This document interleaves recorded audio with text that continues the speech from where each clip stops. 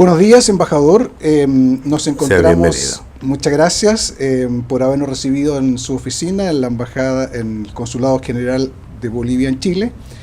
Estamos conversando con el embajador don Marcelo Arias de la Vega, segundo a cargo de la misión en Chile. A propósito, en lo que nuestra conversación va a versar sobre la reforma, la nueva Constitución boliviana del 2009, ¿no? Nosotros teníamos interés en conocer un poco más cómo fue que se gestó esta Constitución boliviana del 2009, cuál fue la ideología que la inspiró y cómo es que se ha desarrollado.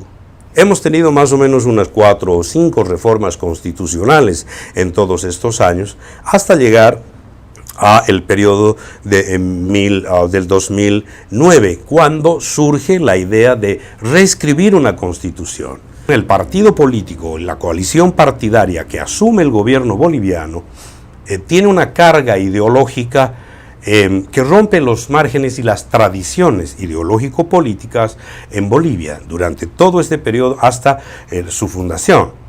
Y es por primera vez que el socialismo tiene una representación partidaria y una representación a nivel de voto bastante significativo. Se convoca a una asamblea constituyente, la cual viene a, entre comillas, reescribir la historia boliviana.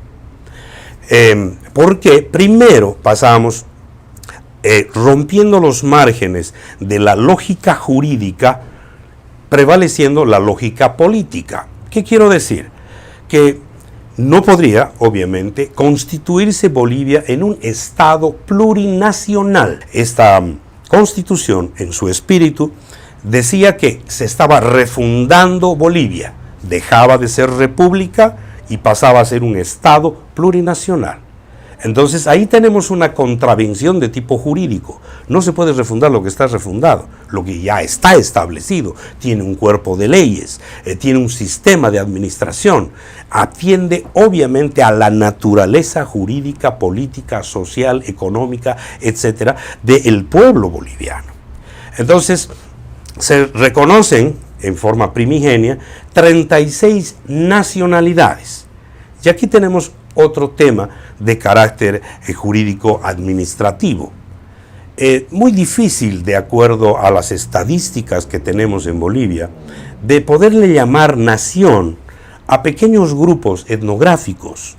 Paréntesis. Es evidente que en Bolivia, desde épocas primigenias, luego del descubrimiento, entre comillas, de América, en el territorio que hoy es Bolivia, que antiguamente conocido como el Alto Perú, tenemos por la conformación geográfica del territorio boliviano del 1.850.000 kilómetros cuadrados y un poquito más, diversos techos ecológicos. El 75% del territorio boliviano está compuesto por selva y llanos. Es un territorio totalmente amazónico. Y el 25% del territorio es de carácter altiplánico. Evidentemente ahí está Potosí, Oruro, parte de La Paz, como los lugares más altos, que sería esa la parte altiplánica. En esta conformación de tipo topográfica encontramos diferentes caracteres etnográficos. Encontramos pequeñas tribus que han sobrevivido a lo largo de todo el periodo colonial y la etapa republicana al presente. Tenemos, por ejemplo, etnias que están todavía sobreviviendo y tienen 11 miembros.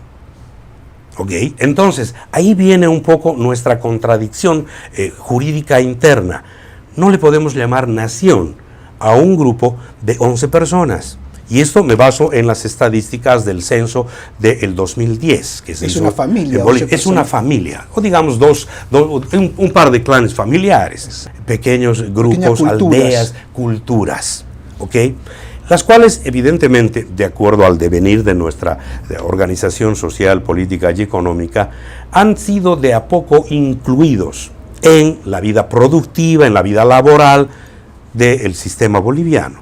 Algunos con mucho éxito y otros no, evidentemente. Han quedado ellos mismos marginados. No quieren salir de su territorio, no quieren por mantener sus costumbres culturales de organización social, etnográfica, etcétera, han querido mantenerse en esas áreas. Es más, varias de los textos constitucionales que Bolivia ha tenido, se ha determinado en muchas oportunidades la enseñanza básica o escolar, ¿no? Básica, media, intermedia, en los diferentes idiomas, para subir el nivel cultural, porque sabemos que la cultura es la única fuente de progreso y de desarrollo en una sociedad.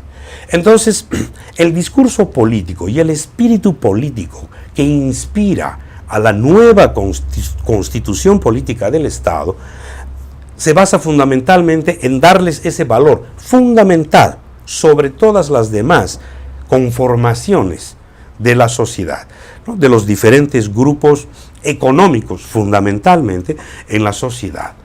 Decía que no podemos tener 36 naciones en un Estado. Estas contravienen una lógica jurídica. 36 naciones. Apuntaba que de acuerdo al censo del 2010 tenemos 11 personas que conforman una etnia. Entonces, repito, ellos no tienen representación parlamentaria, no tienen una organización jurídica, administrativa, para que ellos puedan participar en la toma de decisiones del Estado, para el manejo de la cosa pública. Pero prima aquí la lógica política. Es decir, el socialismo que empieza a gobernar Bolivia tiene una carga profundamente ideológica, basada en el tema del campesino, el originario, es dueño del territorio, es dueño y decide los recursos naturales, qué se van a hacer con los recursos naturales, se pueden vender o no se pueden vender, se los puede explotar, no se los puede explotar. Nace un concepto jurídico que le llaman la consulta previa. Es decir, que los administradores del gobierno, o más bien el gobierno como administrador del Estado, no puede tomar una decisión y firmar un contrato de venta de gas o de petróleo o exploraciones mineras si no le consulta al dueño de la tierra.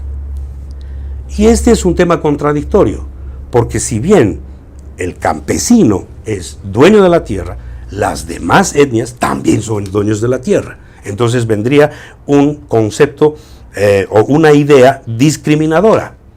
Nosotros, los habitantes de las áreas citadinas, no estamos considerados en esa toma de decisiones. No podríamos nosotros, bajo ningún punto de vista, ser consultados sobre estos temas importantes que serían, por ejemplo, para regir el caso de los recursos naturales. Que son muchísimos. Absolutamente. Bolivia vive gracias, obviamente, a la exportación del gas, el petróleo, grandes productos de minería, y hoy por hoy, por muchos periodos de los gobiernos anteriores, exportamos madera, exportamos oro, plata, productos manufacturados, alimentos, etcétera. Tenemos una variedad bastante significativa, pero lo más relevante, el sueldo boliviano está basado en los recursos naturales, en el petróleo y en el gas y la minería.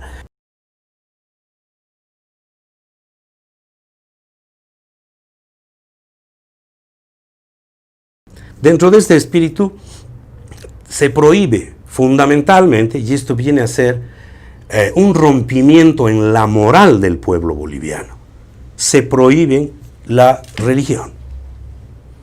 O sea, Jesucristo, nuestro Señor y Salvador, que el gran porcentaje, yo diría un 90 o 95% del pueblo boliviano tiene esa fe, cree en Jesucristo. Es un pueblo absolutamente creyente, pero si no se impone a través de la Constitución, de ese espíritu de la nueva Constitución política boliviana, el culto a la Pachamama, la recuperación de los valores ancestrales, se reinstauran todas las ceremonias que para nosotros, desde el punto de vista creyente, vienen a ser absolutamente diferentes. Eso es paganismo desde el punto de vista de la palabra de Dios. Porque inclusive obviamente existen en los archivos históricos, el mundo entero lo ha visto, inclusive sacrificios de animales vivos en ceremonias gubernamentales. Es más, se prohíbe a los pastores de las iglesias evangélicas el predicar el evangelio. Es más, salieron, después de la aprobación del texto constitucional, leyes especiales, reglamentos especiales de la Constitución, que aquellos que salieran a convocar a los fieles para invitar a sus congregaciones religiosas iban a ser encarcelados y perseguidos por sedición. Se hace una reforma educativa donde se incluye este concepto fundamental. Jesucristo y los conceptos religiosos, teológicos, son sacados. Se le pone por Constitución. Por la Constitución, ¿no? Y se declara además un país absolutamente laico, un Estado laico. Existe, dice, libertad de cultos, pues absolutamente laico. Pero no hay tal libertad de cultos porque a través de una ley, la reforma educativa que se hace bajo el espíritu de la Constitución política del Estado, se incluye en el sistema educativo los valores ancestrales, es decir, culto al dios sol, culto a la diosa la luna, a los achachilas, que este es un vocablo de origen aymara, que son los guardianes de las ciudades. Y Bolivia, principalmente La Paz, Potosí y Oruro, están dentro de la cordillera oriental, real u oriental de los Andes. Entonces, estos grandes nevados que tenemos, el Illimani, tenemos el Mururata, tenemos el Chacaltaya, etcétera, el Huayna Potosí y otros grandes y bellísimos nevados, son supuestamente dentro de esta cosmovisión los guardianes. Entonces hay que hacerles cultos, hay que hacer ofrendas, inclusive tenemos registros históricos que hubieran habido ofrendas humanas en ciertos momentos. Entonces el espíritu del pueblo es golpeado. Evidentemente la gente adepta, hombres y mujeres, jóvenes, adultos, que estaban enmarcados en la línea ideológica del partido gobernante que promulga o más bien persigue esta elaboración de la Constitución política del Estado, se sentían felices, porque según ellos decían, al fin somos nosotros, estos son nuestros orígenes. Pero sabemos, sin embargo, por historia, que todo el mundo la podemos verificar en cualquier momento, que cuando llega la colonia española al Bajo Perú, para empezar llegan a las islas del Caribe y van bajando, no entran a Tumbes, entran al Perú, luego vienen a la Capitanía de Chile, se funda el Virreinato de La Plata, el Virreinato de Buenos Aires, la Real Audiencia de Charcas, en el Alto Perú, etcétera, hasta la división de todos los estados. Hemos sido profundamente influenciados, educados y organizados bajo los conceptos religiosos.